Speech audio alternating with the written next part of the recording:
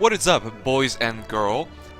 So today I'm gonna be talking about my autoplay Herald guy, I guess. This is highly based off of Guda's bomber build.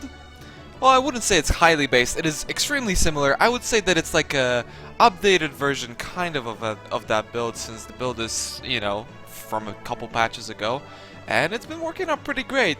It didn't really get to the Herald portion yet, but a lot of people are asking questions, so I'll try and explain. Essentially, the idea of the build is to use, let me find it, Herald of Ice, use Herald of Thunder, use some sort of conversion so that our Herald of Thunder deals ice damage, and then our Herald of Ice deals lightning damage, and that way we can shock and it can proc off of each other, and basically it can be a never-ending loop of autoplayness where they end up killing the mobs, we get the nice EXP, and you just run around and you don't have to worry about anything else. We didn't get to that point yet, but it's working out. It turned out to be a pretty great leveling build, so that's why I'm talking about it. We also use Hypothermia attached to them and a +1 life sprig, so basically I'm using no weapons, except the fact that they have +1, since Caspi doesn't benefit us in any way, and the spell damage also only benefits the Heralds, so you're gonna see a lot of Bowl Lightning. But I basically wanted to explain the idea. We use Hypothermia, Bowl Lightning, increased AoE, faster casting, and Spell Echo for our like primary trigger. We also use, oh, and you might be asking why not Lightning Pen. It is because of the Call of the Brotherhood, which I'm gonna explain in a little bit. We also use a double Vol Stormcall setup, just because it's extremely effective. You can use Vol Spark if you like. Vol Spark's okay. It's completely up to you. You can use Chill of Corruption. I don't have any of that yet. I only have the Call of the Brotherhood. This is kind of how the skill tree looks like, but I'll explain that in a little bit in our ideas in the future. And yeah, you basically attach Hypothermia to everything. It's really good. It increases our chance to freeze, and we need a lot of chance to freeze for this to really work out, since our Heralds cannot crit, so we cannot scale through crit. They don't scale through spell damage, so we can only scale through elemental damage.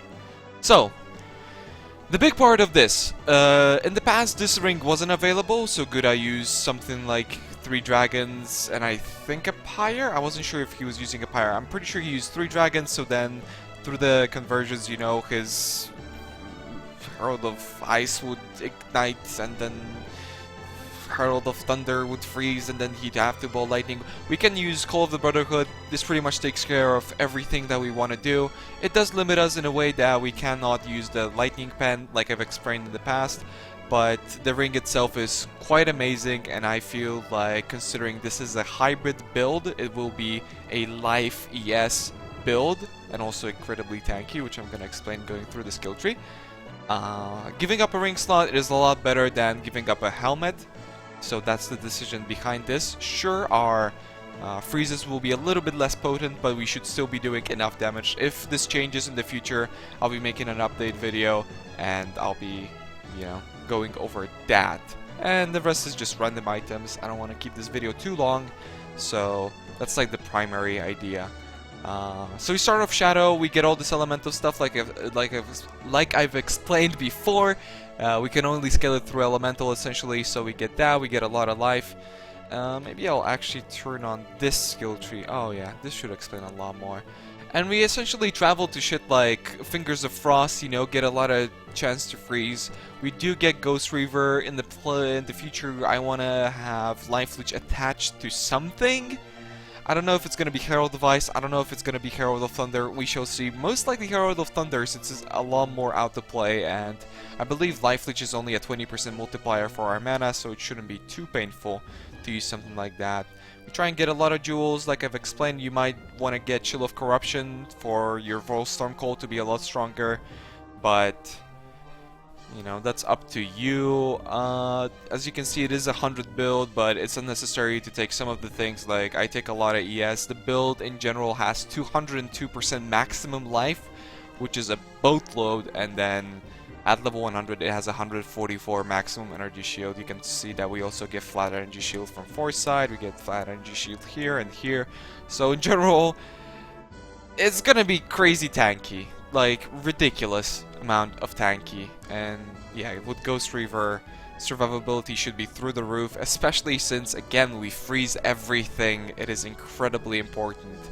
Also, something different from Guda's build, since Proliv got changed, we no longer use Proliv. I will be testing it in the future, but I don't expect it to be too good, but we shall see. It does reduce the damage now, and the AoE is pretty tiny, although we do get a lot of AoE nodes because it synergizes well with our Ball Lightning, it synergizes well with the Volstorm Calls, increasing the radius of it, and then also it works with both of the Heralds, so basically with everything. So more life.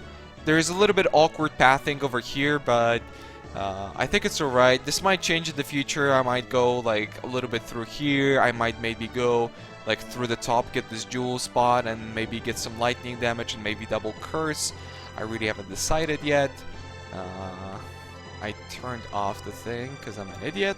And you can see that we travel to the Templar. Templar is incredibly important because of Elementalist. You know, Devotion's efficient. We get the jewel node here. Celestial Judgment and Celestial Punishment are incredibly good. That's why we spend these 2 travel points, because they are definitely worth it. And wow, already 6 minutes. God damn, let's speed up. And we pick up Ash, Frost, and Storm. It is somewhat efficient. You can take it. You know, it's just barely better than nodes like these. You see, we go into Foresight, like I've explained in the past. We get some duration on the skill tree for the Volstorm Calls and also for the duration of the Herald of Thunder. I don't know if this is efficient. We'll see in the future. Maybe it's gonna be unnecessary. But it's like really difficult for me to say right now. Something's in my eye. Sentinel, it's good, and then just basically a lot of life. This entire part of the skill tree, I don't know if necessary. We'll see. Defensively, the build should have enough. It basically boils down to how efficient the skill duration stuff is gonna be.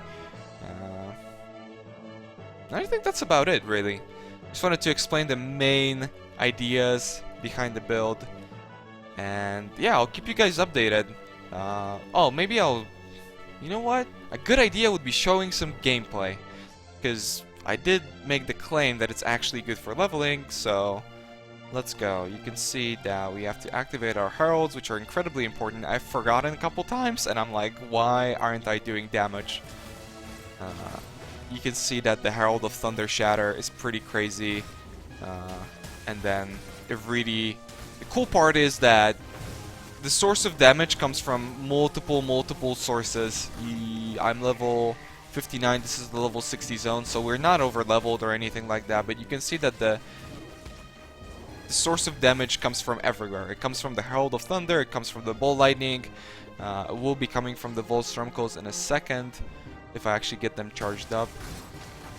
You can see that it really is working out quite great. Although the Heralds aren't really doing too much damage right now. Well, the freeze is. The Herald of Thunder is kind of situational. It's very nice for clearing up and for additional damage, but it's not particularly crazy as a standalone thing right now. So yeah, for single target you can pop your Storm Calls. You can see how much they're wrecking. They also freeze everything, so that's incredibly good. In general, even when we're not attacking, nothing can touch us almost ever because of the Heralds. If I can work in the Prolift so that it's even safer, that'd be amazing. But yeah, it's good. Very fun skill to level. I don't know. I might use this in the future. The only problem is the Call of the Brotherhood, but you can use to make it cheaper if you cannot somehow afford it. To make it cheaper, you can use 3 dragons, right? Because you only have to worry about the ES later on into the game when we actually transition to some sort of hybrid build where, you know, we have to further increase our defense. But for leveling, it's completely unnecessary. I really haven't decided on the auras yet either. We'll see how much mana we're gonna end up with. We'll see with the Prolift. I would love to run Discipline, but it might not be possible. We shall see. Discipline is pretty great, but not that crazy. A lot of people tend to force Discipline to their builds when it's unnecessary. You see, everything is frozen, right? Everything was frozen there. And it's just really sick. Herald, come on, Herald. God damn it. I want to show you that it works. Sometimes it's gonna work. Alright, maybe it's not quite working right now. But with a +3, Maybe it will. Ah, yeah, there you go. There you go. That's my boy. It's killing stuff. Alright. This build's too much fun. I'm gonna go to town. But yeah, thank you very much for watching. Hopefully this was a little bit informative. And yeah, I'll keep you guys updated on the build. And we'll be posting more videos for the future. It is a build that you might want to use in the 1 week, in the 1 month, that in the upcoming 1 month. Yeah, because it's cheap and it's great for solo play. And we'll see how it's going to turn out in the group play in a day or two. Thanks again. See you guys in the next one. Bye bye.